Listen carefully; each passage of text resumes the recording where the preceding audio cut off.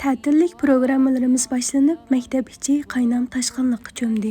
Uyg'ur ana tamoqlari o'g'ini sinfidagi qizlarimiz chiroyli atlas fartuqlarini taqab tamoq yeyishga kirishib ketdi. Ular lag'man, polo, go'shnon, narin cho'p darslarini ko'ngil qo'yib anglamoqda. Mana bugunmi qo'ldami etish uchun hozir bo'lib turmoqda.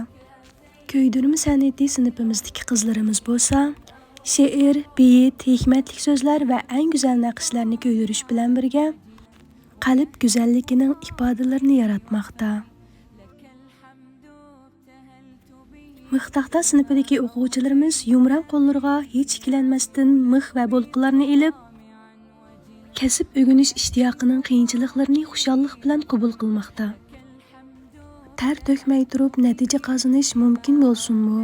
Tikkuchilik sinfi, kashchilik sinfidagi qizlarimiz tikkuchilik va kashchi san'atini ko'ngil qo'yib o'rganib qolmay, ajdodlarimizdan miros olgan milliy madaniyatlarimizga varislik qilish uchun yangilarni turmoqda.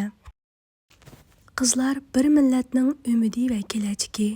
Qizlar ma'rifida g'alaba qilish bir necha avlod ustidan g'alaba qilish demakdir.